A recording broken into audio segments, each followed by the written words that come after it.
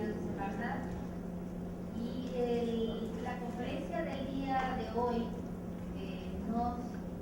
nos corresponde dar los criterios de evaluación de impacto ambiental. La maestra María del Carmen Cacheo Rangel, voy a permitirme leer su currículum, un resumen de él. Tiene como formación profesional maestría en urbanismo, en división de estudios de posgrado de la Facultad de Arquitectura, Universidad Nacional Autónoma de México, licenciatura en Geografía en el Colegio de Geografía, Facultad de Filosofía y Letras de la Universidad Nacional Autónoma de México. Entre los cursos y seminarios que la maestra ha realizado, vamos a mencionar algunos de ellos, como son fundamentos técnicos y jurídicos de la evaluación del impacto ambiental en la Universidad Autónoma de Chapingo. También primer curso nacional de evaluación ambiental estratégica en Semarnat, aspectos técnicos y jurídicos de la evaluación del impacto ambiental en Semarnat.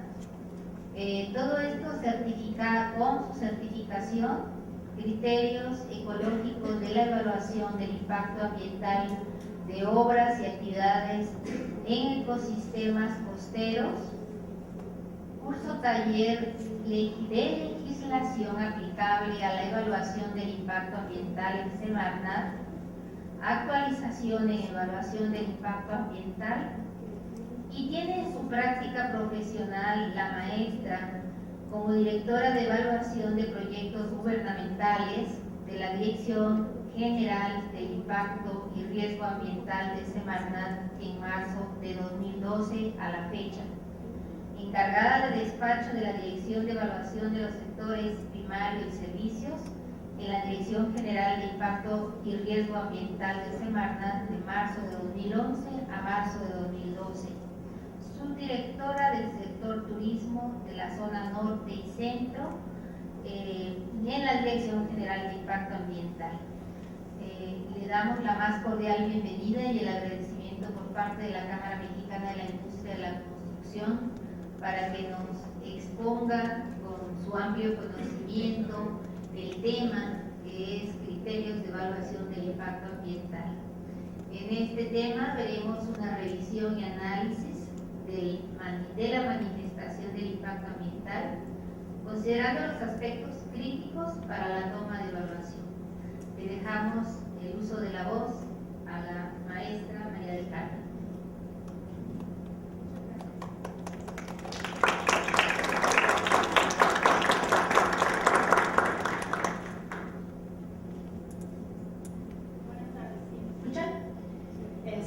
Pues muchas gracias por la bienvenida y también gracias a todos ustedes por estar aquí. Espero que la información que yo vengo a compartir con ustedes el día de hoy les sea de utilidad, pues no sé si en su práctica profesional, en su práctica personal o por lo menos como breviario cultural.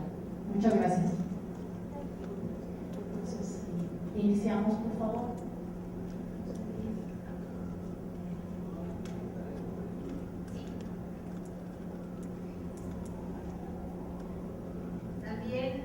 Queremos comentar que estamos transmitiendo como videoconferencia a nuestras delegaciones de Tabasco, Jalisco, Guanajuato, Sonora y Nuevo León.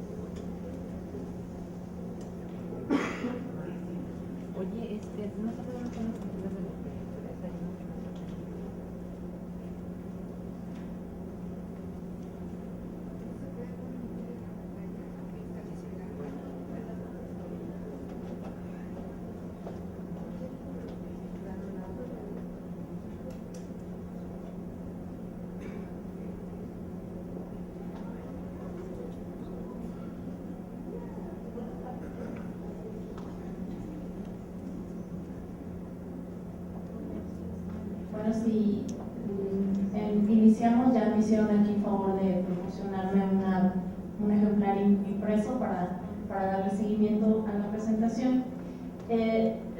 Como les decía, bueno, lo que yo voy a compartir con ustedes es un poco la experiencia de lo que hacemos en la Dirección General cuando nos ingresa la evaluación de un proyecto, particularmente a través de una manifestación de impacto ambiental, que es el quehacer de nosotros todos los días.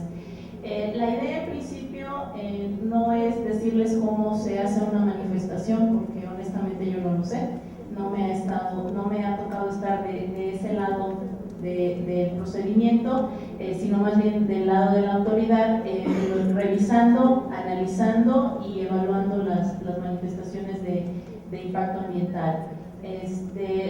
A lo largo de la presentación, lo que vamos a ver es darle seguimiento al contenido de una manifestación de impacto ambiental, considerando lo que establece la legislación, y después vamos a abordar los aspectos técnicos específicos de cada uno de los apartados de la manifestación que nos van permitiendo a nosotros tomar la decisión respecto de la factibilidad de un proyecto en la materia que nos ocupa.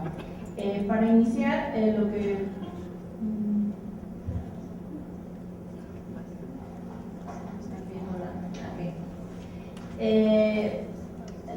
lo principal o el punto de inicio es ver qué es lo que establece la legislación ambiental.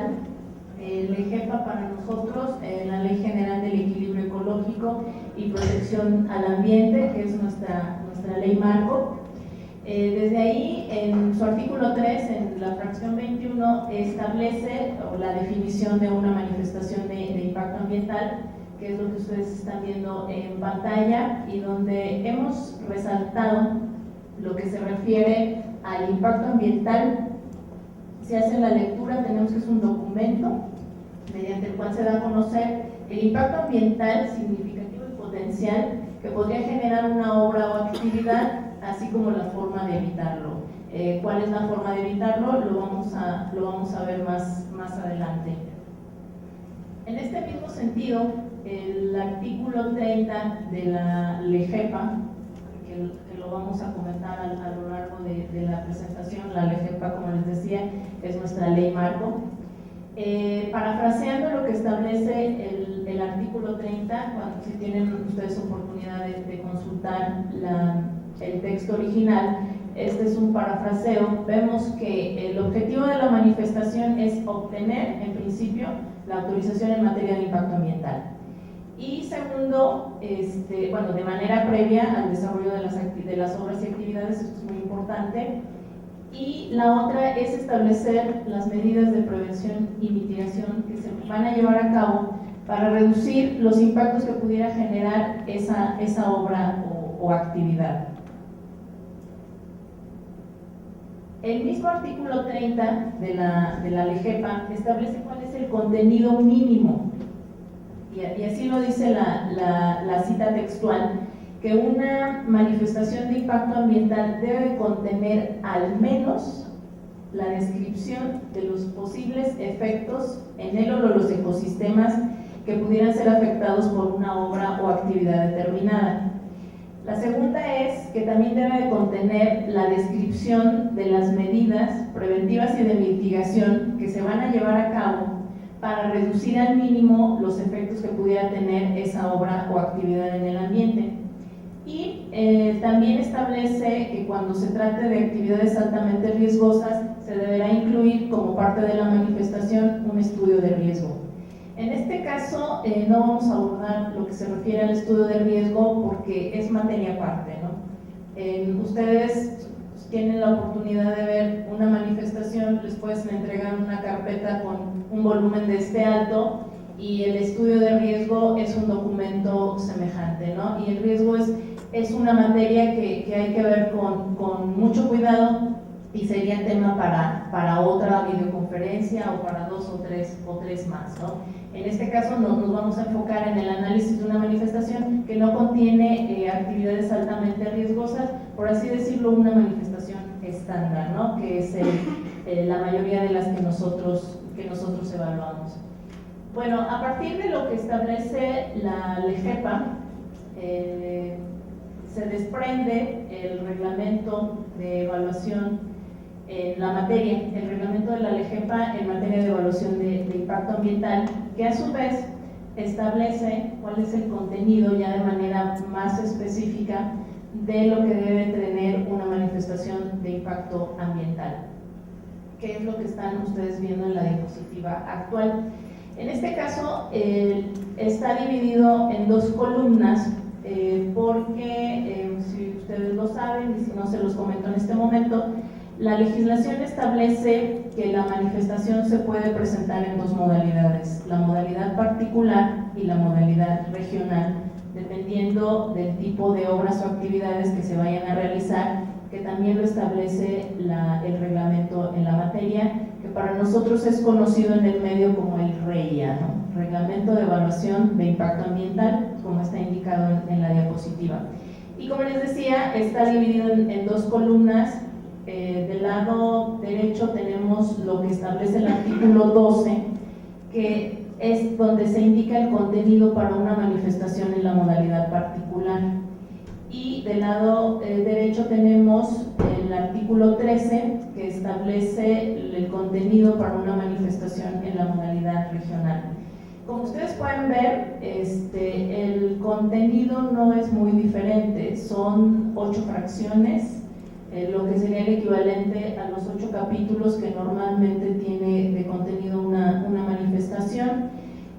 Los capítulos 1 a 3 están planteados básicamente en los mismos términos. El capítulo 4, que se refiere al sistema ambiental, la diferencia es que en un lado es sistema ambiental a secas y para la manifestación regional se le agrega el término, ¿no? Ahí ya sería el sistema ambiental regional. Hay un capítulo 5 donde también se establece, donde se identifican los impactos. Hay algunos matices en la redacción, pero en sentido estricto es lo mismo. En el 6º se habla de medidas o de estrategias, pero la idea es que tanto las medidas como las estrategias sean para prevenir, para mitigar o para compensar los impactos que pudiera ocasionar la obra que se pretende realizar. Después hay un capítulo de pronósticos ambientales, prácticamente en los mismos términos, solo con los matices de redacción, agregando el término regional. Y finalmente, la identificación de los instrumentos metodológicos que sustentan toda la información que incluye la manifestación de impacto ambiental. Entonces, el contenido en términos generales es el mismo, solo con los matices que les comentaba, ¿no? Y a partir de este contenido, de lo que establecen tanto la LEGEPA como el reglamento, es que nosotros hacemos esta revisión y análisis de la manifestación, que es motivo de la presentación, ¿no? Vamos viendo que la manifestación cumpla con lo que establece cada una de estas fracciones del reglamento. Debo comentarles, antes de continuar, que además de estos documentos no existe ningún otro, ni jurídico, ni técnico, oficial, que establezca cuál es el contenido de una manifestación de impacto ambiental. Entonces, legal y oficialmente, esto es lo que existe. Sin embargo, la Dirección General de Impacto Ambiental hace algunos años se dio a la tarea de hacer una propuesta para desglosar ese contenido y de alguna manera hacerlo más amigable, más entendible para la ciudadanía en general y para los usuarios o para los interesados en el impacto ambiental, ya sea como promoventes o como consultores, de tal manera que se hiciera una lectura más amigable, como les decía, de este contenido, ¿no? Entonces se generó un documento técnico metodológico para desglosar el contenido con fundamento en lo que establecen ambos instrumentos, particularmente el reglamento, tanto su artículo 12 como el artículo 13. Y por ahí ustedes van a encontrar lo que nosotros denominamos guías, que no son documentos oficiales, son una guía que contiene o presenta de forma más detallada este contenido, ¿no? Es una guía de apoyo para quien esté interesado o tenga la necesidad de elaborar una manifestación de impacto ambiental, y eso los pueden consultar en el portal de la Secretaría, pero no son documentos oficiales. Bueno, a partir de esto, como les decía, hacemos la revisión. Y para hacer la revisión es muy importante destacar que el enfoque de la evaluación es integral. Todos los capítulos, están ligados a una fracción del reglamento que ustedes vieron en la lámina anterior, y todos los capítulos están interrelacionados.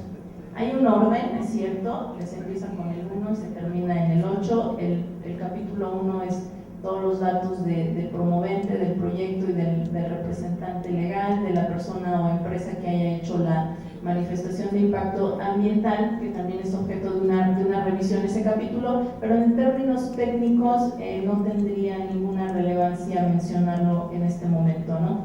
Entonces aquí ustedes están viendo este esquema donde están representados los capítulos 2 a 7, y la idea es que vean que analizamos el capítulo de vinculación jurídica, pero ese capítulo de vinculación jurídica está relacionado con todos los demás capítulos, no se pueden ver de forma aislada. O sea, analizamos uno por uno, podemos cambiar el orden de análisis, eso es importante, se pueden analizar de atrás para adelante, de adelante para atrás, o podemos iniciar en medio, y ahorita les voy a decir por qué.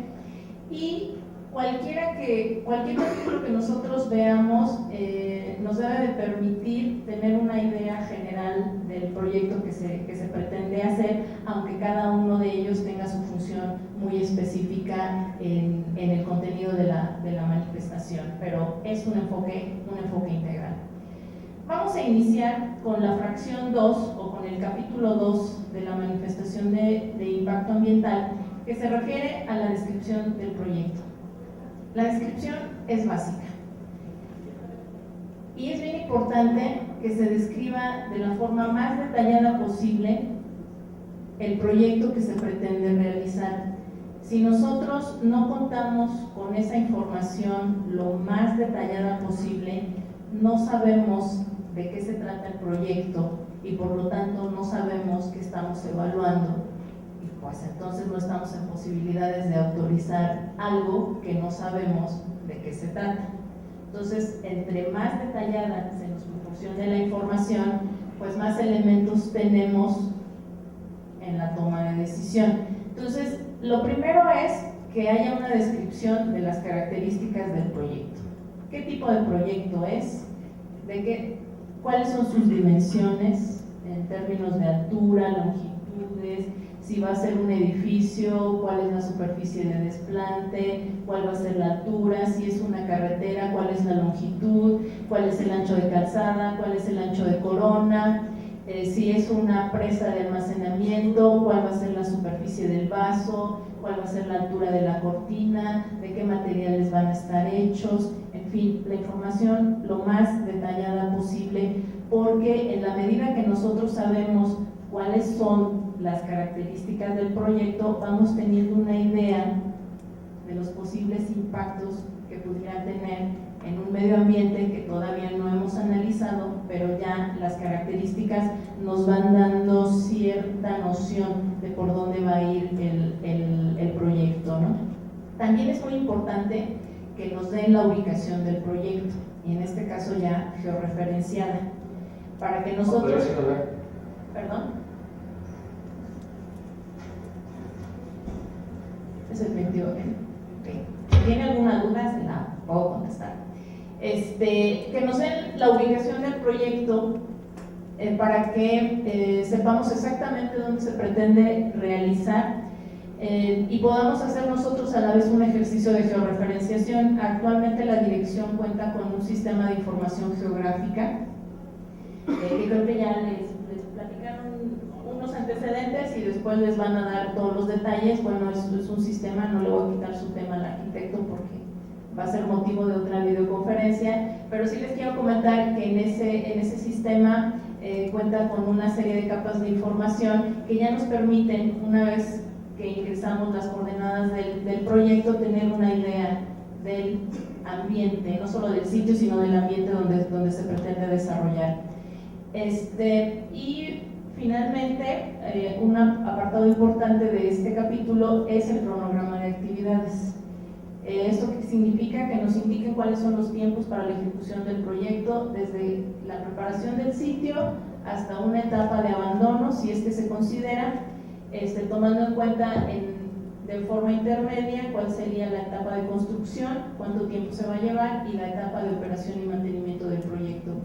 Estos datos son relevantes por dos cosas. Uno, porque si el proyecto está planteado ejecutarse a 10, 20, 30, 40, 50 años, la evaluación se debe de hacer considerando los impactos del proyecto a lo largo de su vida útil. Entonces, eso es bien importante. Y la otra es, a nosotros nos sirve como indicador, en el caso de que el proyecto sea autorizado, cuáles son los plazos que se le van a autorizar, porque en la resolución se establece cuál es el tiempo que la autoridad otorga para que se realice el proyecto y que está directamente relacionado con el cronograma que el promovente establece en su estudio, ¿no? Entonces, esta información es básica para saber qué estamos evaluando y dónde lo estamos evaluando.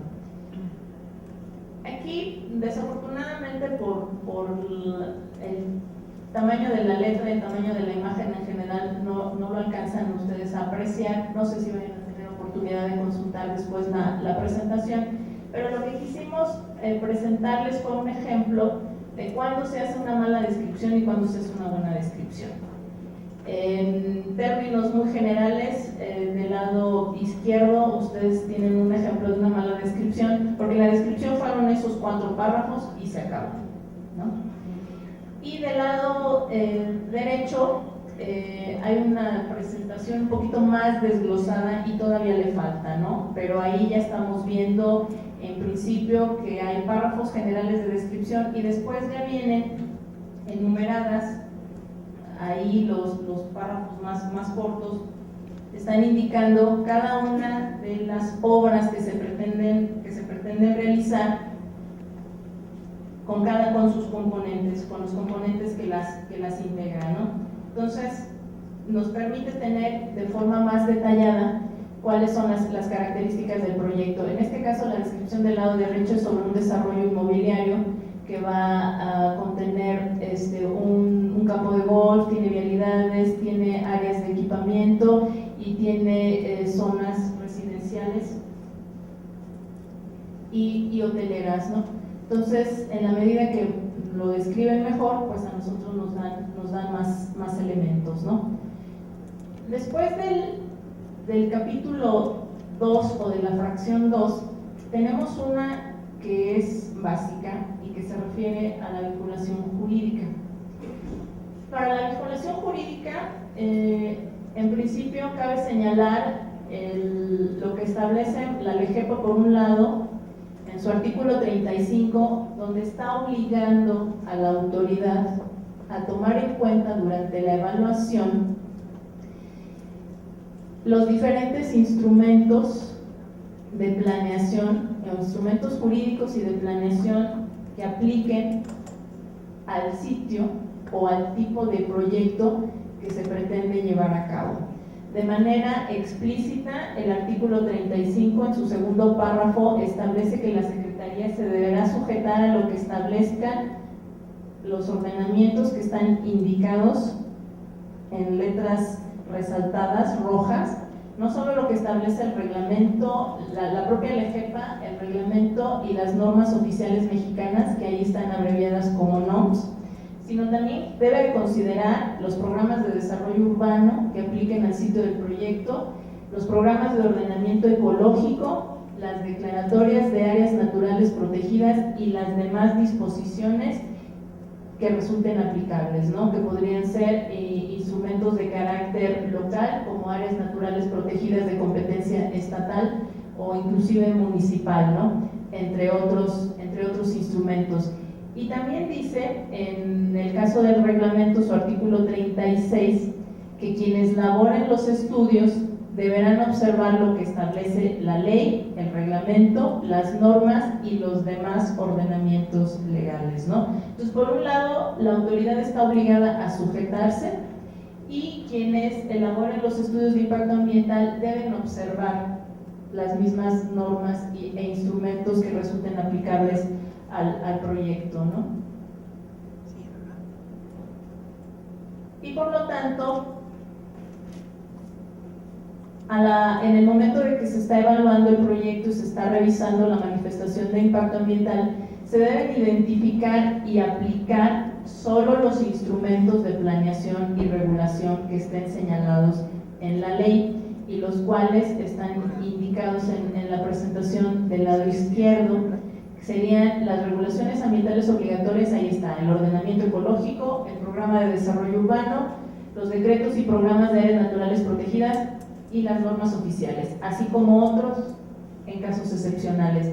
Y del lado derecho ustedes pueden ver regulaciones que no es obligatorio observar en el procedimiento de impacto ambiental, como sería la tenencia de la tierra, la regulación comercial o de protección civil. No son instrumentos que resulten vinculantes con la evaluación de impacto ambiental y por lo tanto ni es obligación del promovente establecer la vinculación de su proyecto con ellos, como tampoco es obligación de la autoridad analizar que el proyecto se ajuste a esos instrumentos que no resultan vinculantes.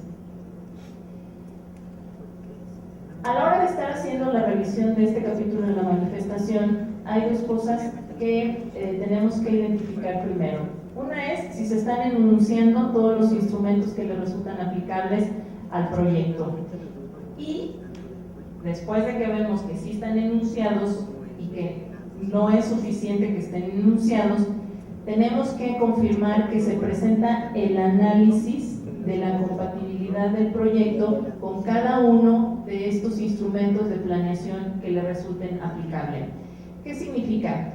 Hemos tenido casos, y muchos, donde particularmente en este capítulo el promovente o el consultor se limita a presentar una lista y nos dice que a su proyecto le aplica la LEGEPA, su reglamento, la Constitución de Quintana Roo, el reglamento de construcciones de Benito Juárez, que está dentro de un área natural protegida, menciona el nombre y ya, limitándose a presentarnos una lista de instrumentos que a nosotros no nos dice absolutamente nada. Entonces no es suficiente que se enuncien los instrumentos, se debe de presentar el análisis de cómo el proyecto se vincula a dicho instrumento y además cómo está cumpliendo con los lineamientos que le resulten aplicables de lo que establece cada uno de estos instrumentos. Algunos de ellos, y esto es lo que nosotros esperamos ver, por ejemplo, si se identificó que el proyecto o al sitio del proyecto le resulta aplicable un programa de ordenamiento ecológico del territorio, es que se nos presente en principio una lámina o un mapa, un plano parecido al que ustedes están viendo en pantalla, donde de manera gráfica se esté representando la zonificación del instrumento, que está indicada aquí en tonos de verde, y por otro lado la ubicación del predio del proyecto que están ustedes viendo aquí en línea roja con respecto a dicha zonificación. ¿Qué se desprende de aquí? Que al predio del proyecto o el predio del proyecto está inserto en todas estas unidades de gestión ambiental. Son 1, 2, 3, 4. Entonces, una vez que ya se identifique cuál es la zonificación que le resulta aplicable en términos de unidades de gestión ambiental, políticas, usos compatibles y criterios ecológicos, se debe de presentar la vinculación con cada uno de ellos. Más adelante les voy a presentar un ejemplo. Esto sería en cuanto al ordenamiento. De manera muy semejante al ordenamiento es en cuanto a los planes de desarrollo urbano. Se debe identificar cuál es la zonificación que resulta aplicable y se debe de presentar el análisis de usos, destinos de suelo que le resultan aplicables, así como de los parámetros de intensidad y las restricciones.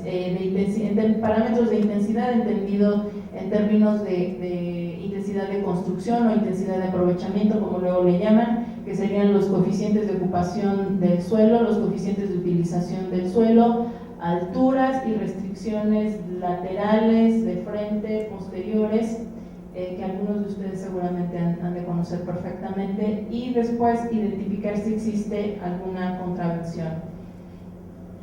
Asimismo, de ser el caso de que el proyecto se encuentre en un área natural protegida, bueno, pues se debe de indicar no solo cuál es el área natural, sino también un plano de la zonificación que establece el decreto o el programa de manejo de esa área natural protegida, indicando dónde se ubica el proyecto, ¿no? En este ejemplo que ustedes están viendo, el periodo del proyecto se indica con este polígono verde, ¿no?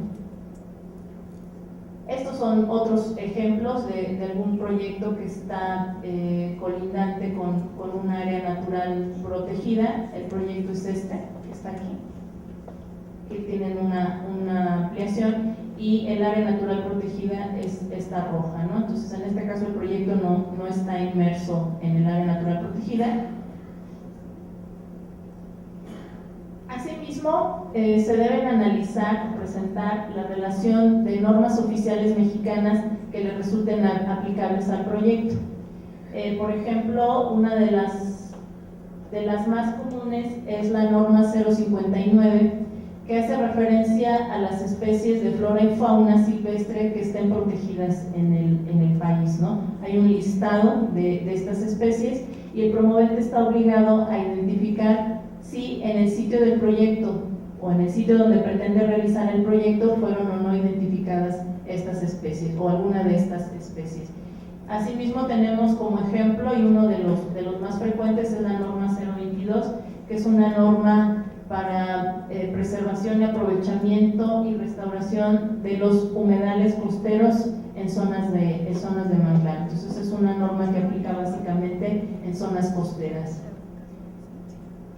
Hay otros instrumentos que pueden resultar aplicables al proyecto, CITES, que también establece especies de flora y fauna, es un tipo de regulación, de protección para especies de flora y fauna, o lo que nosotros conocemos como sitios Ramsar, el convenio o la convención Ramsar, que es un acuerdo internacional para la protección de humedales. Como les decía, también puede ser que el proyecto incida en un área natural protegida de competencia estatal o municipal o cualquier otra, ¿no?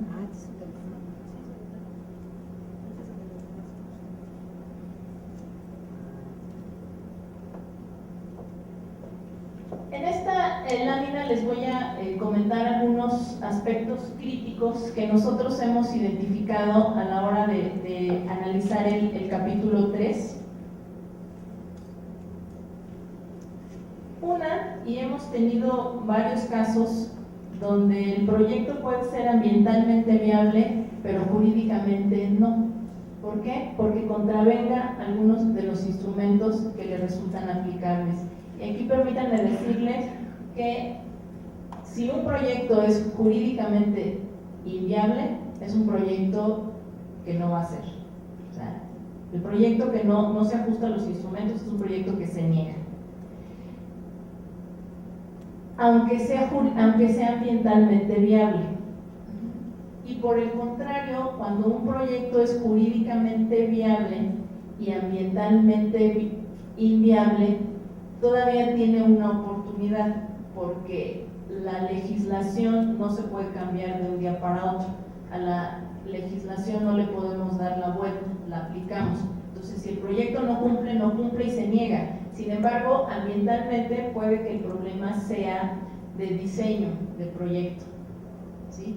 Puede ser que tenga que hacer ciertos ajustes técnicos de diseño que lo puedan hacer viable.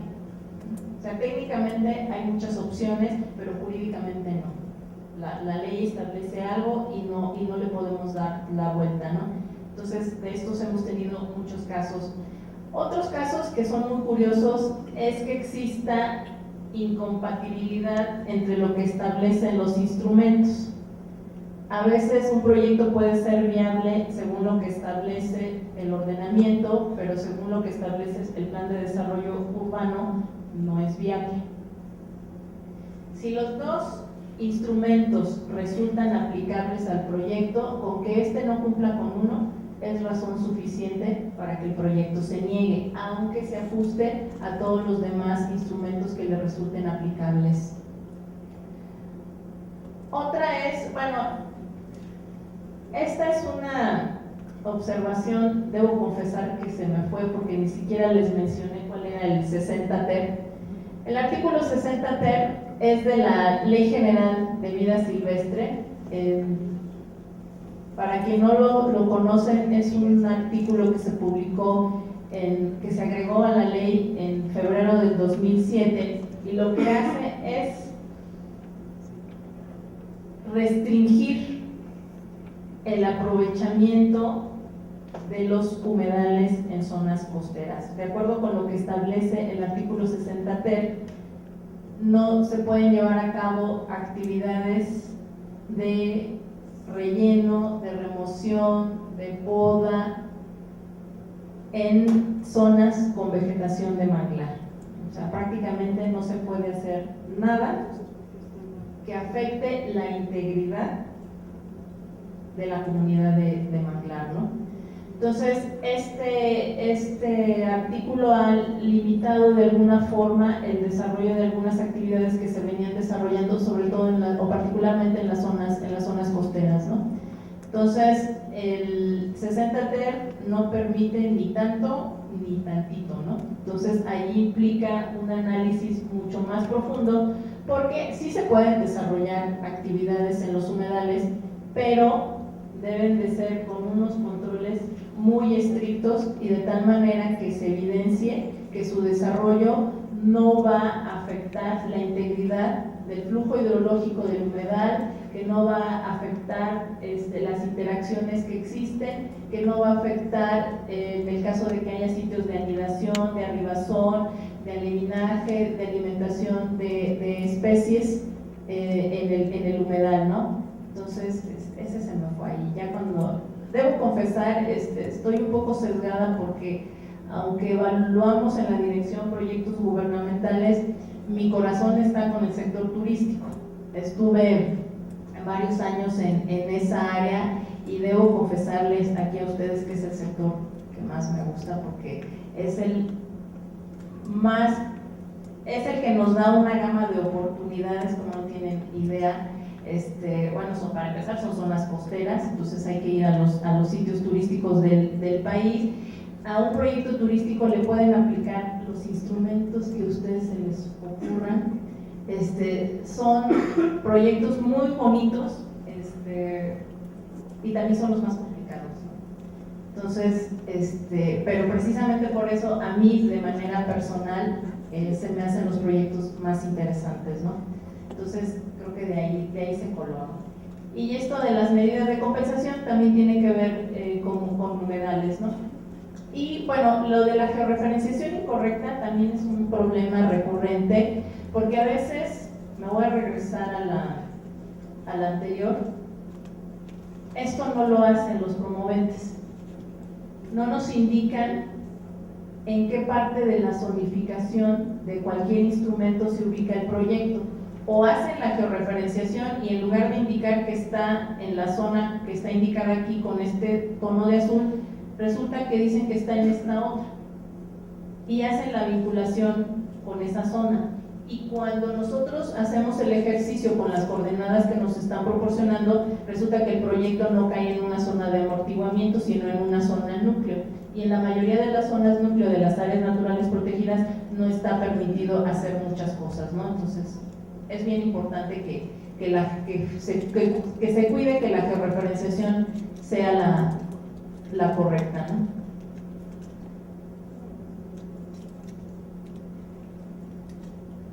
Otro problema al que nos hemos enfrentado con este capítulo número 3 es que el promovente o el consultor en el documento nos diga: oye, pues yo ya no hice la vinculación con el PDU ni con el POEF porque ya tengo la factibilidad que me otorgó el ayuntamiento. Y el ayuntamiento aunque me dice que estoy en un uso de suelo hotelero con una densidad máxima de 50 cuartos por hectárea, ya me autorizó construir 300 cuartos por hectárea. Bueno, esas autorizaciones de los ayuntamientos para los cambios de uso de suelo deben de cumplir con ciertos requisitos legales.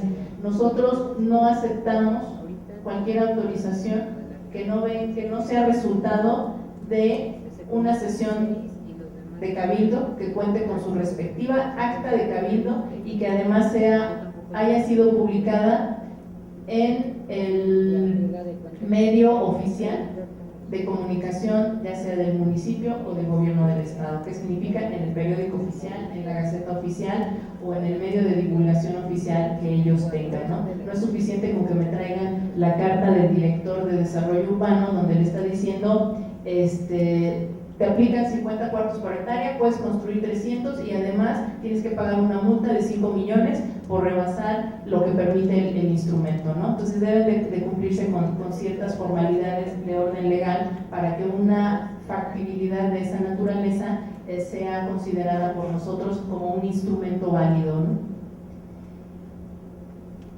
Y bueno, finalmente hay criterios de los instrumentos que no son materia de impacto ambiental. No sé si ustedes han tenido oportunidad de ver lo que establecen algunos ordenamientos, pero por ejemplo, en zonas donde hay vestigios arqueológicos, a veces los ordenamientos rebasan sus propias atribuciones o sus propias facultades y establecen criterios tales como que no se podrán realizar obras y actividades hasta que no se cuente con la carta del INAH o con los permisos del INAH. Bueno, pues el INAH tiene sus propias regulaciones, no tendría por qué estar esas regulaciones sobre sitios arqueológicos en un instrumento de política y de regulación ambiental, ¿no? Pero se dan los casos.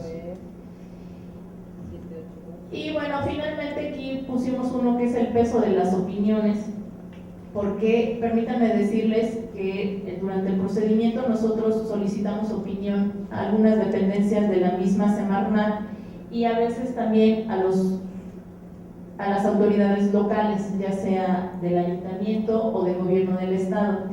Y hemos tenido muchos casos, desafortunadamente, donde tanto el ayuntamiento o la dependencia del gobierno del estado nos dicen que están de acuerdo con el proyecto, aunque sea evidente que el proyecto contravenga o contraviene ya sea el PDU o el programa de ordenamiento, ¿no? Y a veces por el contrario nos dicen no estamos de acuerdo, pero no nos dicen por qué, ¿no? Entonces, las opiniones tienen un peso, pero no son determinantes en la toma de decisión, ¿no? Nada más nos dan una idea y nos proporcionan más elementos, pero no son determinantes. En estas en esta imagen también tienen ustedes un ejemplo de lo que se hace bien o de lo que se hace mal del lado izquierdo y de lo que se hace bien cuando se presenta la vinculación de un proyecto. No se alcanza a ver, se los voy a comentar. Esto es la vinculación con un ordenamiento. Se dice en qué unidad de gestión se encuentra, cuál es la clave de la unidad, cuál es la política que tiene, que en este caso es de aprovechamiento, la fragilidad que es alta, tiene una política ambiental de conservación y aquí están los criterios ambientales que le resultan aplicables. Y en este caso, si bien el promovente nos indicó toda esta información respecto de la zona donde se ubica el proyecto, a la hora de hacer la vinculación con cada uno de los criterios que les resultan aplicables, se limitó a decir no aplica, no aplica, no aplica, se observará lo que establece el criterio. Y eso no es suficiente. De entrada nos debe de decir por qué no le aplica el criterio. Y luego nos tiene que decir cómo va a observar lo que establece el criterio, ¿no? Que sería el caso contrario en el lado derecho, donde ustedes pueden apreciar en la fila más oscura lo que establece el criterio en particular y después toda la disertación o todo el análisis que hace el promovente de cómo su proyecto se ajusta a lo que establece ese criterio, ¿no? Por ejemplo, por ponerles un ejemplo, hay criterios ecológicos que establecen, por ejemplo, que se prohíbe la remoción de vegetación. Entonces, ese está muy fácil porque con que el promovente diga que el proyecto no implica la remoción de vegetación, ya es suficiente, ¿no? Pero hay otros criterios donde se establece, por ejemplo, que los proyectos de infraestructura deben garantizar, o los proyectos inmobiliarios, por ejemplo, deben garantizar el abasto o el autoabasto de agua potable, por ejemplo. Eso es un criterio que establece, me acuerdo, el ordenamiento de los cabos. Dice que todos los desarrollos inmobiliarios deben garantizar el autoabasto a través de fuentes alternativas de agua potable.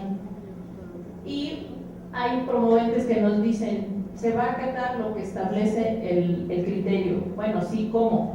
Y hay quien, por el contrario, de forma muy explícita nos dice, lo voy a cumplir porque el proyecto va a contar con una planta desalinizadora con estas características para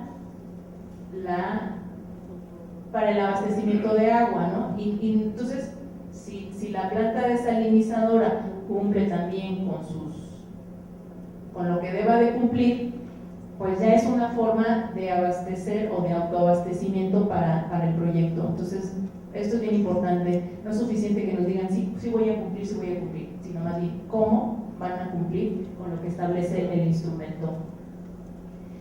Este es otro ejemplo para un sitio Ramsar.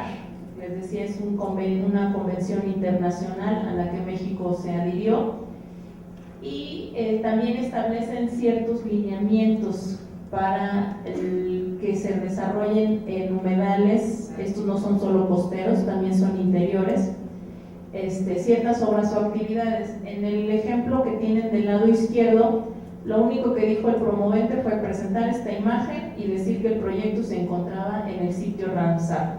Al contrario del ejemplo del lado derecho, donde el promovente se dio a la tarea de indicar en esta columna el lineamiento de la ficha del sitio Ramsar, y de esta forma porque él consideraba que su proyecto se ajustaba a lo que establece la ficha, ¿no? Entonces, eso es bien importante en este capítulo. Dime que lo vas a cumplir y dime cómo. Y de esta forma se determina que el proyecto es jurídicamente viable. El siguiente capítulo es el que se refiere al sistema ambiental, o la siguiente fracción. El sistema ambiental no es otra cosa más que el contexto en el cual se va a desarrollar el capítulo, pero debe de estar delimitado. O sea, un proyecto tiene ciertos alcances. Entonces, un proyecto que se va a desarrollar, por ponerles un ejemplo, un proyecto de una carretera, por ejemplo, que pueda ser una carretera de 350 kilómetros, pues sí tiene un alcance mayor a una que va a tener un caminito rural de 3 kilómetros, ¿no? Entonces, se debe de establecer el ámbito espacial donde se va a desarrollar el proyecto, y más donde el proyecto ambientalmente pudiera tener una influencia, ¿no? ¿Y cómo está determinada la influencia? Pues no solo por la magnitud del proyecto, sino por la magnitud de los impactos que pudiera provocar, no solo en el sitio donde se va a desarrollar, sino en el ámbito espacial que lo rodea, ¿no? Entonces, es lo que nosotros consideramos el sistema ambiental. Y ahí es bien importante, por un lado, que se delimite, y por otro lado, que nos digan cuáles son los criterios que están utilizando para delimitarlo. Pueden ser componentes ambientales propiamente dichos, como puede ser la vegetación, ya sea por el alcance de un tipo de ecosistema. Ustedes nos pueden decir, mi sistema ambiental quedó delimitado, o el promovente puede decir quedó delimitado hasta donde llega el ecosistema de selva baja, o el ecosistema de bosque de pino-encino y mi proyecto no va a tener alcances más allá. Y establecen como unidad homogénea en términos ambientales ese ecosistema. También nos pueden decir, oye, pues yo consideré para delimitarlo la unidad de gestión ambiental que establece el ordenamiento y que es donde se ubica mi proyecto. Y como el ordenamiento ya tiene un análisis ambiental previo, considerar una unidad de gestión ambiental es muy válido como sistema ambiental. E inclusive con el propio PDU me puede decir, mi sistema ambiental, como mi proyecto es en una zona urbana, costera, yo delimité mi sistema ambiental considerando el centro de población. Y también es válido, ¿no? Entonces es bien importante que se delimite y nos digan cómo lo delimitaron.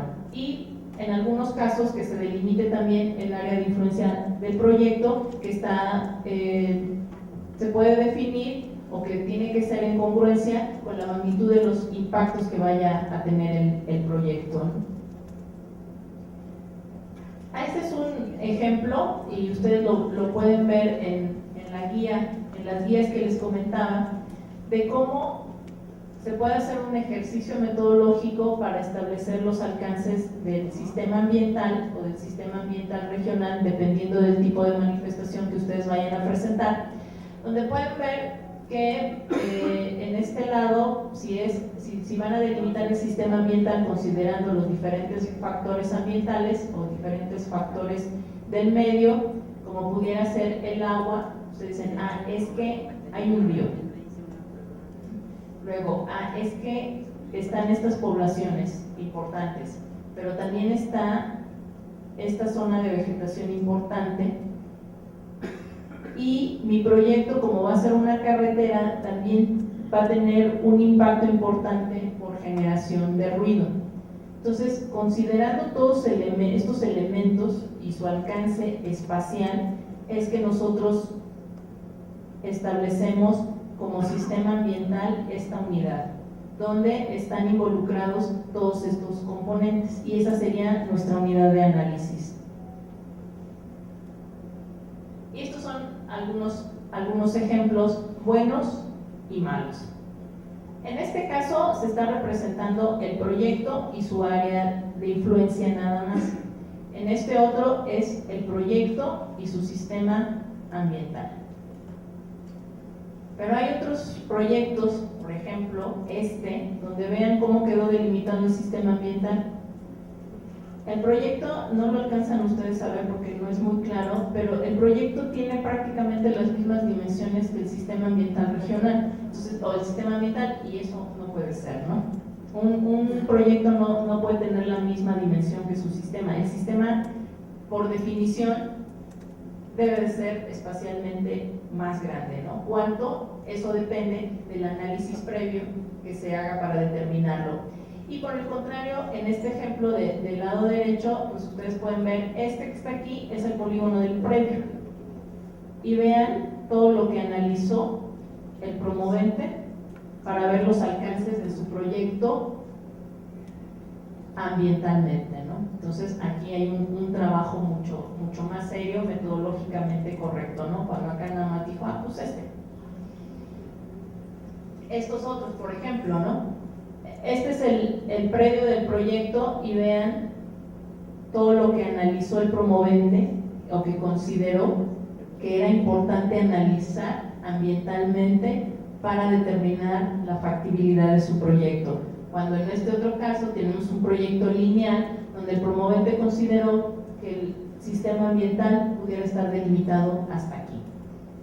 Y por el contrario, vean el proyecto es y creo que el sistema ambiental está un poquito sobrado, ¿no? Yo creo que un proyecto de estas dimensiones, pues no sé, al menos que fuera una actividad altamente riesgosa, no sé, se me ocurre que pudiera tener alcances en todo este espacio, ¿no? Entonces está ahí un poquito descontextualizado y creo que el sistema ambiental está sobrado. Y en este otro caso, pues un ejercicio bien realizado, este es el predio del proyecto y este fue el espacio que se delimitó como sistema ambiental. Y bueno, el sistema ambiental no solo es definirlo, también hay que caracterizarlo, hay que describirlo y hay que analizarlo, ¿no?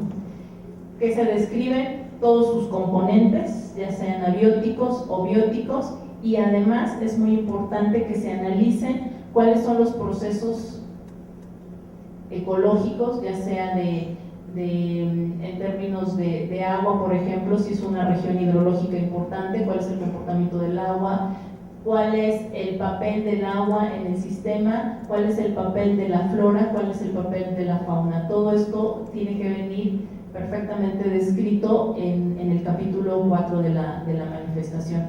Y también se tiene que señalar cuál es la problemática o cuáles son las tendencias, esto es, si es un sistema conservado, si es un sistema degradado, si hay una tendencia a la urbanización, si hay una tendencia hacia la industrialización, al aprovechamiento, ya sea por actividades agropecuarias, por actividades forestales. Todo esto nos permite tener el contexto ambiental en el que se va a desarrollar el proyecto, que aunado a las características del propio proyecto ya nos están indicando cuáles son los posibles impactos que pudiera tener el proyecto en ese medio, ¿no? Aunado, por supuesto, a las restricciones o a los lineamientos de cada uno de los instrumentos que le aplican, que pueden favorecer o no el desarrollo del proyecto, ya sea porque lo permiten o porque lo limitan, ¿no? Estos son otros ejemplos de limitación mal hecha, porque este nada más fue un cuadro así total, bueno, un rectángulo perfectamente regular. Y en este caso es un ejemplo donde se consideró una unidad de gestión ambiental para la delimitación.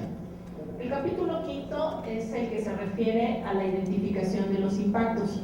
Aquí es básico que se presente la metodología que se está utilizando para definir, no solo para identificar, sino para describir y para evaluar los impactos. Entonces, esa es la primera parte. Metodológicamente, ¿qué se utilizó para realizar estas actividades? Y después, la segunda parte es que efectivamente se hayan identificado, se hayan descrito y se hayan evaluado los impactos ambientales que va a generar el proyecto. Entonces, en la identificación se tienen que indicar todas las acciones o todas las obras o todas las actividades del proyecto que puedan generar impacto. Entonces eso es parte de la tarea de nosotros. Tenemos que corroborar que se haya hecho de esa forma y que estén incluidas todas las actividades y todas las obras.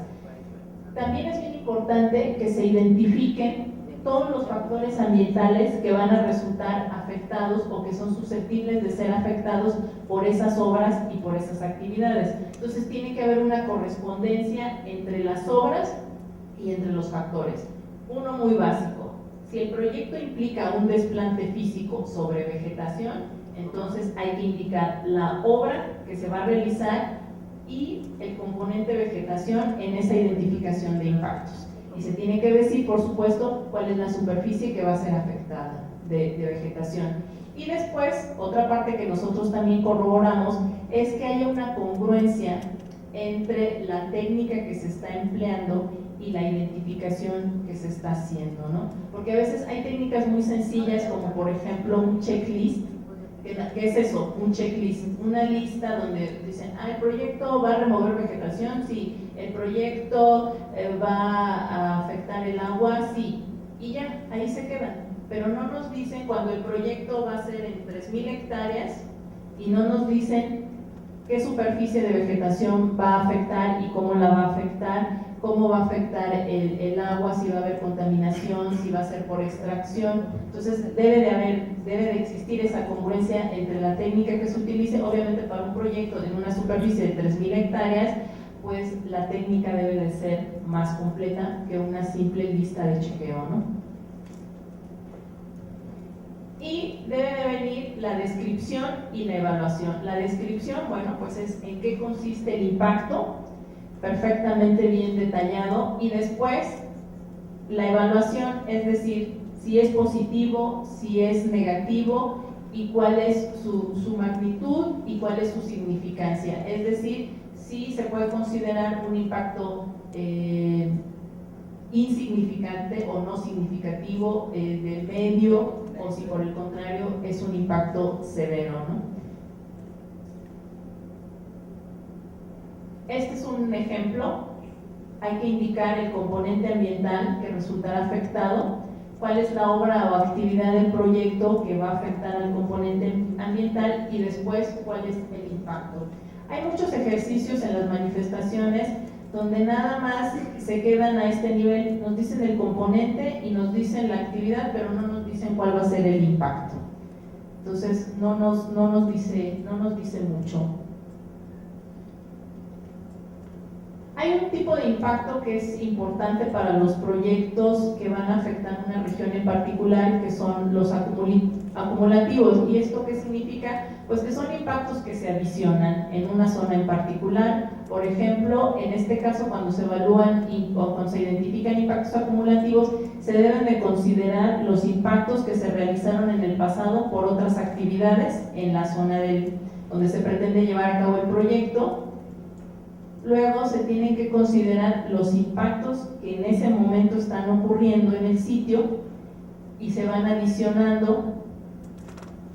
Esta es la línea del momento actual, que sería el momento en que se presenta evaluación del proyecto, y después habría que agregar los impactos futuros que va, por ejemplo, a generar el proyecto, ¿no? Entonces estos impactos acumulativos se van adicionando y son básicos en un proyecto que vaya a impactar una región, es decir, un proyecto que se ha presentado con una manifestación en la modalidad regional.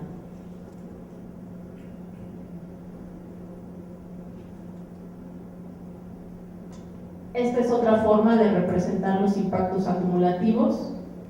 Esta es la primera zona impactada, se agregan los impactos a esta otra por las diferentes obras que se estén desarrollando, y finalmente los que ustedes están mostrando ahí, los que ustedes están viendo ahí, perdón. Estos son ejemplos de un mal ejercicio de identificación de impactos y de un buen ejercicio de evaluación de impacto ambiental, ¿no? Que ustedes espero que tengan la oportunidad de verlos a más detalle. Y el capítulo sexto, que se refiere a las medidas, aquí es bien importante, bueno, pues en principio que se establezcan las medidas, es lo primero que confirmamos nosotros, que venga un capítulo de medidas y que estén establecidas efectivamente medidas. Y una vez que ya identificamos esto, pues hay que analizar que las medidas que se están proponiendo correspondan a los impactos que se evaluaron en el capítulo anterior. Esto es, que si el impacto va a ser sobre la vegetación, haya medidas para prevenir, mitigar o compensar un impacto sobre la vegetación. Que si el impacto va a ser en el agua, de igual forma las medidas sean para prevenir, mitigar o compensar ese impacto. Si hay medidas de más, que bueno, pero si hay medidas de menos, hay que preocuparse, porque tienen que venir medidas para todos los impactos y que además sean los impactos que se identificaron. De otra forma, el ejercicio está mal hecho y es un tache para el proyecto, ¿no? Entonces, esto es básicamente lo que se analiza en este capítulo, que se establezcan las medidas y que éstas sean congruentes con los impactos que ya se identificaron, y además, una tercera es que esas medidas se puedan realizar, o sea, que no sean medidas en el aire, sino que sean medidas que se pueden realizar. Y de hecho, en muchos ejercicios de manifestaciones nos dicen cómo las van a realizar, ¿no? En algunos casos nos dan medidas de forma muy explícita, como las que ustedes están viendo del lado izquierdo, y a veces lo que propone el promovente es un sistema integral de gestión ambiental, integrado a su vez por varios programas y subprogramas que tienen cada uno de los componentes ambientales que van a ser afectados por el desarrollo del proyecto. Por ejemplo, el manejo integral de la vegetación, cuando va a haber impactos a la vegetación, y este manejo integral implica acciones de rescate, acciones de revegetación, acciones de conservación, que de alguna manera van a prevenir, mitigar e inclusive compensar el impacto. Otro puede ser el programa de manejo integral de fauna, que incluye actividades de rescate, de protección y de monitoreo. Estos son ejercicios muy completos donde viene toda la gestión que va a ser, con la cual le va a dar seguimiento el promovente a las medidas que va a aplicar por los impactos que pudiera generar su proyecto, ¿no? Y esto ya es cada vez más frecuente en las manifestaciones de impacto ambiental. Este es otro ejercicio donde se indican medidas de forma muy concreta y explícita, y otro donde se hace un ejercicio muy completo de cómo se van a aplicar y cómo se van a instrumentar las medidas. Después tenemos el capítulo 7, que se refiere a los pronósticos ambientales. ¿Y esto qué significa? En este capítulo lo que se debe de describir cuáles son las condiciones del sistema ambiental que se espera tener. Por un lado, si no se desarrollara el proyecto, y por otro lado, si se llevara a cabo el proyecto. Obviamente a nosotros nos interesan los tres, pero nos interesa sobre todo saber cuál va a ser el comportamiento o cuál va a ser la evolución del sistema ambiental con la inclusión del proyecto. Y eso el promovente nos lo tiene que presentar. Entonces nos tiene que decir si con el proyecto por lo menos se van a mantener las condiciones actuales o si es posible mejorarlas a través de la instrumentación de las medidas que pretende aplicar.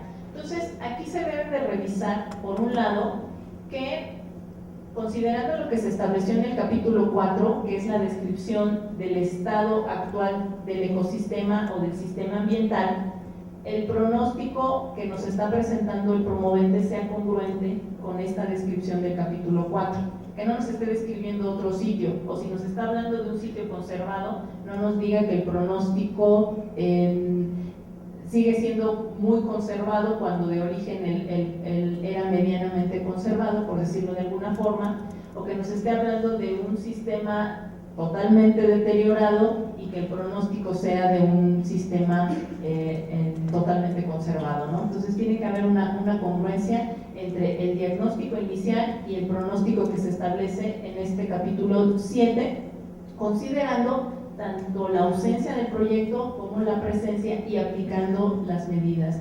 Permítanme decirles que hay proyectos que sí logran con la instrumentación de las medidas una mejora. A lo mejor no en todo el sistema ambiental, pero sí en algunos puntos o en algunos componentes que pudieran resultar críticos en el sistema ambiental. Voy a regresarme al ejemplo de los humedales, ¿no? Hemos tenido casos de éxito en humedales que en principio estaban deteriorados y con algunas medidas que propusieron los promoventes, por ejemplo, recuperar los flujos hidrológicos, retirar la basura, retirar la maleza que estaba ahí, el ecosistema solito, quitándole todos esos obstáculos, se recupera, ¿no? Entonces, sí es posible recuperar un componente del ecosistema o del sistema, pero es muy difícil recuperar todo el sistema con unas cuantas medidas, ¿no? Por muy grandes, no es posible recuperar un sistema completo, ¿no? Entonces, sí es muy importante que exista esa congruencia, ¿no? Y lo que nos debe presentar el promovente es cuáles van a ser las fuentes de cambio, considerando un estado inicial y luego con la inclusión del proyecto. En este caso, el ejemplo es una carretera. Entonces, debe hacer una prospección. El sistema está en estas condiciones y cuáles van a ser las condiciones con la inclusión del proyecto, ¿no? Cómo se va a modificar cada uno de los componentes que van a resultar afectados. Y bueno, ya como complemento de este capítulo, pues se presenta un programa de vigilancia ambiental que no es otra cosa que la forma en que el promovente va a llevar a cabo las medidas y cómo le va a dar seguimiento para evidenciar el éxito de las medidas, ¿no? Y cómo se evidencia, pues a través del establecimiento de indicadores que nos permitan medir efectivamente que la medida aplicada está teniendo éxito, ¿no? Por ejemplo, el más común es en los casos de que proponen llevar a cabo acciones de reforestación, pues hay que ver que las acciones de reforestación estén teniendo éxito, porque de 6 o 10 hectáreas que se reforestaron, el porcentaje de supervivencia, por ejemplo, de las 3.000 plántulas que se sembraron, se conserva el 80 o el 85% de la plantación original, y a lo largo de 5 años se conservó el 80%, ¿no? Entonces, por eso es bien importante que se establezcan los indicadores, y es otro de los elementos que nosotros analizamos, ¿no? Y finalmente, como parte de este capítulo, es ver si se consideraron alternativas para el proyecto. Algunos proyectos, por ejemplo los carreteros, sí establecen diferentes trazos y nos dicen que se hicieron los estudios para los 3 y que de los 3 ellos consideran que el mejor es uno de ellos. Y nosotros tenemos la oportunidad de corroborar que efectivamente ese que ellos están seleccionando es el mejor, o por el contrario decirle, ¿sabes qué? No te autorizo tu proyecto, pero no te autorizo la alternativa que tú me propusiste como la primera. Para mí, y por la información que tú me estás presentando, la mejor alternativa ambientalmente, por supuesto, es esta, ¿no? Entonces sí tenemos casos, no es muy común, pero sí se presentan a consideración de la autoridad 1, 2 o hasta 3 alternativas, sobre todo en proyectos carreteros. Este es un ejemplo del pronóstico. Este es un mal pronóstico porque el pronóstico se resumió en 2 párrafos, pero vean qué ejercicio tan interesante, porque aquí lo que fueron haciendo es el desplante del proyecto a lo largo del tiempo y cómo se irían afectando los componentes. Esto se puede complementar, obviamente, o más bien se complementó con una descripción muy detallada, pero fue un ejercicio muy interesante de cuál sería el pronóstico del proyecto, ¿no? Y finalmente, el capítulo 8, que en este no les voy a presentar imágenes ni nada por el estilo, porque el capítulo 8 lo que hace es recapitular lo de las demás fracciones, es decir, si hubo planos, si hubo estudios, si hubo matrices, si se explicó la metodología, todo eso se indica en el capítulo 8, ¿no? Entonces, si a lo largo de todos los capítulos nosotros vemos que hay planos que están georreferenciados, que vienen con toda su leyenda, que nos permitieron apreciar las características del proyecto y del sitio, porque están hechos a una escala adecuada, porque nos indicaron en la leyenda qué significaba cada uno de los colores, de los tipos de línea, demás. Entonces, hay un instrumento metodológico que nos resultó de utilidad. Y esto es lo que se indica en el capítulo 8. También, si hubo algún otro tipo de material, por ejemplo, si se anexaron fotografías, si hubo alguna descripción en particular, si hubo alguna fotografía aérea de satélite, tomas, si se presentó un croquis de dónde habían sido las tomas. Todo esto son elementos que a nosotros nos aportan mucho. Y si hubo además otros apoyos, por ejemplo, hay proyectos que requieren o que presentan de forma adicional un estudio de hidrodinámica costera, un estudio de mecánica de suelos, un estudio de caudal ecológico, un estudio de diseño. Entonces, todo eso son elementos que a nosotros nos aportan mucho. Entonces, eso que les comenté es lo que revisamos, lo que analizamos, y en la medida que va cumpliendo o no va cumpliendo, es que nosotros determinamos que un proyecto puede o no ser factible en materia de impacto ambiental, a través de la revisión y análisis de la manifestación. Pues eso sería todo. Muchísimas gracias.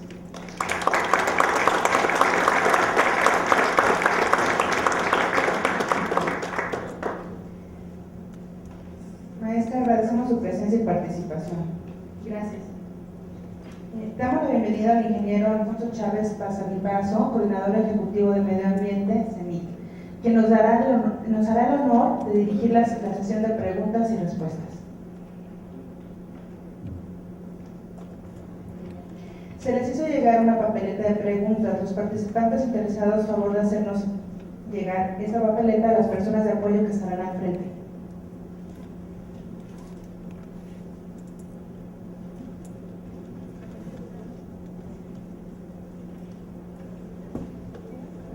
Mientras llegan las preguntas, sin duda que por lo que estamos viendo desde la conferencia anterior a la actual, muy interesante su conferencia, maestra, muchas gracias por apoyarnos. Gracias por invitarme. Esto del manifiesto de impacto ambiental es una ciencia, seguramente los que están inmersos en este tipo de gestión, en sus proyectos, se preguntarán, bueno, ¿por qué no tengo yo a la mano a la maestra para hacer las consultas?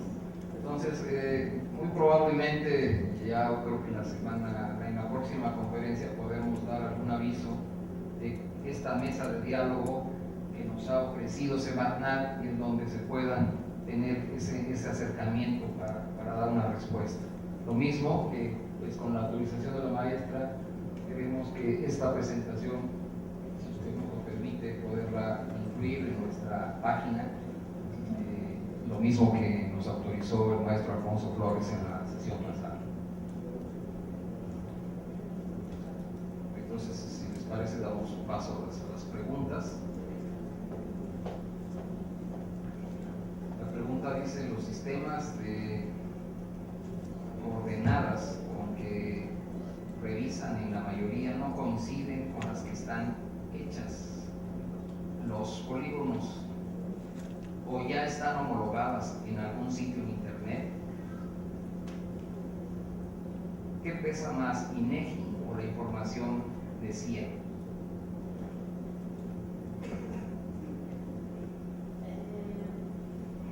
Bueno, no sabría qué decirle respecto a la homologación de coordenadas. Nosotros trabajamos con la información que nos proporciona el promovente. Entonces, una sugerencia de nosotros, y que si no mal recuerdo, Salvador, viene en las guías, es que nos presenten la información en coordenadas geográficas o en coordenadas UTM. Las coordenadas geográficas y la UTM son universales, entonces no puede haber mucha diferencia. En el caso de las coordenadas UTM, les pedimos que nos indiquen tanto la zona como el datum que están utilizando para hacer la georreferenciación del proyecto. Entonces, actualmente, como les decía, nosotros tenemos un sistema de información geográfica que es el que utilizamos para cargar todos los proyectos que nos llegan a evaluación. De hecho, este sistema hay una versión pública que ustedes pueden consultar en el portal de la Secretaría. Ingresando las coordenadas de su proyecto, les hace un despliegue de la ubicación del mismo en la base cartográfica que nosotros tenemos, ¿no? Es un sistema que trabaja en la plataforma de ArcGIS, que es el que nosotros empleamos, ¿no? Entonces, cuando existen diferencias importantes en la georreferenciación que nos presenta el promovente y la que nosotros obtenemos, pues lo que procede es hacer una aclaración, ¿no? Nosotros en las capas no nos pesa más una o nos pesa más otra. Nosotros la información que tenemos, por supuesto que tenemos de INEGI, porque esa es una cartografía oficial que todo el mundo utiliza. Entonces sí tenemos algunas capas importantes de la cartografía que genera INEGI, pero además tenemos otras fuentes que también son oficiales. Por ejemplo, las áreas naturales protegidas, la cobertura que nosotros tenemos nos la proporcionó la propia Comisión Nacional y es una cobertura oficial, ¿no? Por ejemplo, en el caso de los programas de ordenamiento, nos hemos dado a la tarea de consultar a los propios ayuntamientos en algunos, o a los gobiernos de los estados o a otras áreas de la Secretaría que no las han proporcionado, ¿no? Entonces son fuentes oficiales de información en las que nos han proporcionado esas coberturas y son con las que nosotros trabajamos. Como les decía, si encontramos diferencias importantes entre el análisis que nosotros hacemos, el que nos presenta el promovente, entonces existe el acercamiento con el promovente para que nos aclare pues, y se expliquen esas diferencias.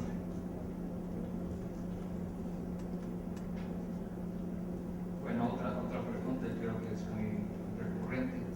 Cuando hay ampliación del proyecto y no está considerado en la resolución del estudio de impacto ambiental, ¿se tiene que volver a elaborar otro estudio de impacto ambiental? Depende.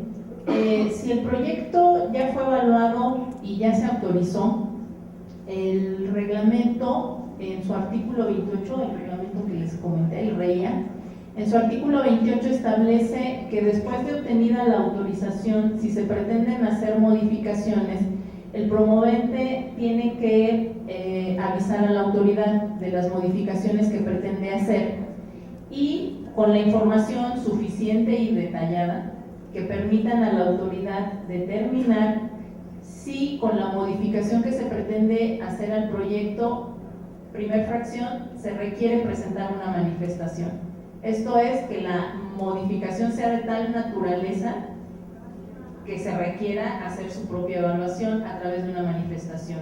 Otra es que las modificaciones que se pretenden hacer tienen unos alcances mínimos o bajos, por decirlo de alguna forma, que no impliquen ninguna, ¿cómo les diré? No impliquen una modificación sustancial al proyecto original y entonces puedan ser autorizadas. Y se les emite un oficio y no pasa nada más, la modificación se autoriza. Y otra es que la modificación tenga una naturaleza de impacto un poquito mayor en términos de dimensiones, de que se vaya a incrementar, por ejemplo, la superficie de afectación y que entonces sea procedente, pero requiera establecerse nuevas condicionantes. Entonces, hay un trámite en particular, es el 008, Salvador, el trámite de modificación de proyecto que está registrado con la clave 008 según COFEMER. Entonces, si el proyecto ya está autorizado, ustedes ingresan con ese trámite la propuesta de modificación, la autoridad la analiza y dependiendo de los alcances de la modificación podemos resolver en estos tres sentidos, ya sea que requieran la manifestación, que no la requieran, sea procedente y no se necesiten establecer más condicionantes, o por el contrario, sea procedente y también se requieran imponer nuevas condicionantes, pero no necesariamente es a través de una manifestación. Bueno, para dar pie a las preguntas en las delegaciones, le di dos más y desde luego las respuestas, hay una relacionada con reforestación. Trataremos de que estas respuestas aparezcan también en la página de CENIC. Entonces, una de las últimas preguntas es: ¿la Semarnat solo atiende proyectos en zonas federales o qué relación tiene con la Secretaría del Medio Ambiente del DF? Otra es: ¿cuáles son los procedimientos para la verificación de los contenidos en la manifestación durante la ejecución y al término de las obras? Y el otro es que existen vinculaciones con otras dependencias, SST, etcétera, para darle seguimiento a los proyectos de inversión. Bueno, respecto de la primera pregunta sobre si la Semarnat solo evaluaba proyectos en zonas federales, no. La Semarnat evalúa y autoriza obras de competencia federal o competencia de la federación, que es diferente. Pueden o no estar en zonas federales esas obras o actividades y de forma muy concreta las obras y actividades para las cuales nosotros somos competentes como federación en la evaluación están indicadas en el artículo 28 de la LEGEPA. El artículo 28 presenta un listado son 13 fracciones donde se indican cuáles son dichas obras y a su vez el artículo 5 del reglamento en la materia desglosa un poco más esas fracciones que establece el artículo 28 y ahí ustedes pueden consultar cuáles son esas obras y actividades que pueden o no estar en zonas federales. Nuestra relación con la Secretaría de Medio Ambiente del Gobierno del Distrito Federal, pues en realidad oficialmente ninguna. Hemos llegado a tener relación porque, bueno, ellos tienen sus competencias y nosotros tenemos las nuestras.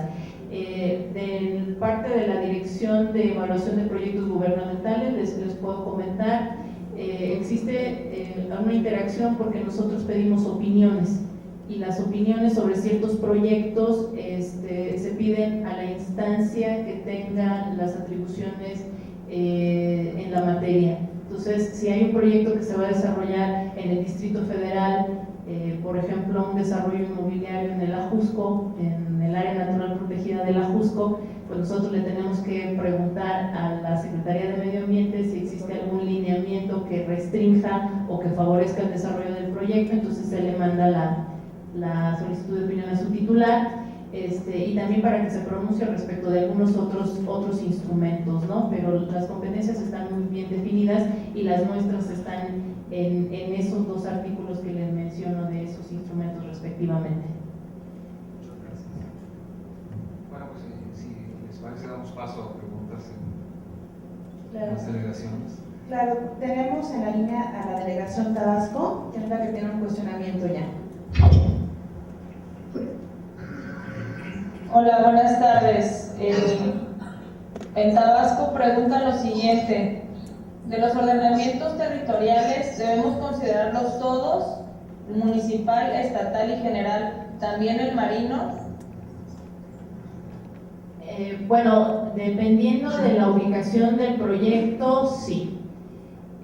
Por ejemplo, les puedo comentar, hay una zona que en la dirección nosotros llamamos la zona, originalmente la zona 0, porque es una zona muy conflictiva, pero ahora ya le llamamos la zona 5, porque es una zona en el Estado de México donde aplican 5 instrumentos. Son 3 ordenamientos y 2 decretos de áreas naturales protegidas. Entonces, sí, se deben de considerar todos. Si para el sitio del proyecto y para las actividades que pretenden realizar los instrumentos resultan aplicables, se debe de presentar la vinculación con todos.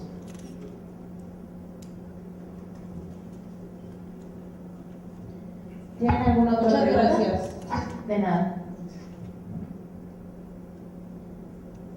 Bueno, sería lo único en cuestión de preguntas y respuestas.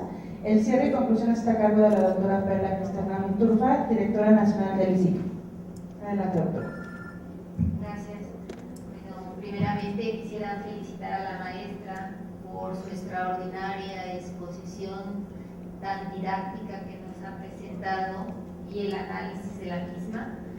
Y bueno, podríamos de manera muy general concluir cómo fue desarrollando la maestra el artículo 3 de la fracción 21 del IGEPA sobre el impacto ambiental, especificando muy claramente lo que contiene el artículo 30, ¿verdad?, para obtener la autorización del impacto ambiental ante una obra en construcción. Se desarrollaron muy claramente los contenidos de la guía en el artículo 12, en el artículo 13, cómo va Semarnat observando todos estos contenidos que se tienen que desarrollar para cualquier proyecto, obra en construcción. También la descripción del proyecto, y fue muy claro cómo se tiene que describir un proyecto, los contenidos, y que a más descripción, a más especificación de los proyectos, más posibilidades de aprobación se tendrían. Fueron muy claros los ejemplos de una mala descripción y una buena descripción de un proyecto. También nos explicó muy claramente cómo la fracción 3 en su aspecto de la vinculación jurídica es un elemento muy importante para la evaluación de un proyecto, las condiciones en que se presentan, y lo mismo en relación a la fracción 4 del sistema ambiental, cómo se tendría que delimitar en este sistema ambiental los principales componentes, hacia dónde está la ubicación y la área de influencia del proyecto, dándonos ejemplos, un ejemplo muy claro que nos narró a través de todas sus láminas, fueron de un proyecto carretero, para una buena clarificación del mismo.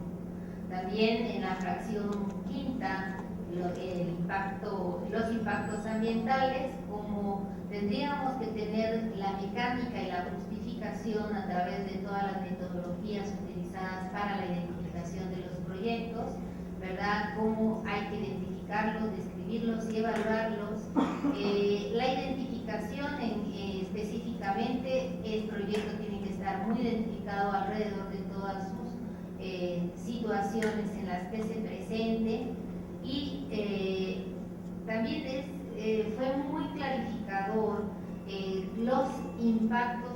que se pueden tener en un proyecto, cómo pueden ser impactos del pasado, impactos del presente, impactos del futuro en un proyecto. Eso es muy claro, y cómo quien hace esta narración de este proyecto tiene que tener consideradas estas medidas.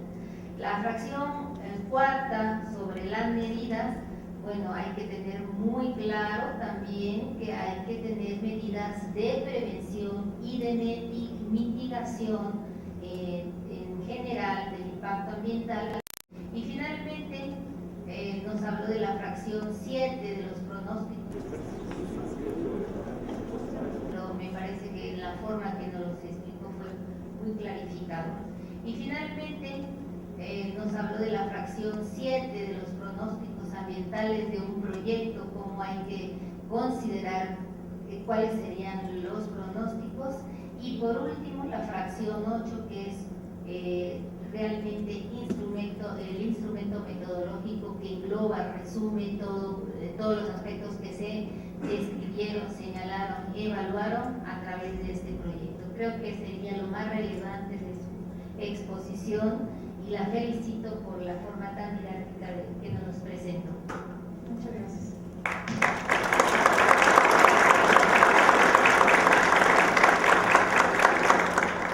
Muchas gracias, doctora. Agradeciendo nuevamente a la maestra, se hace entrega del reconocimiento por su amable participación.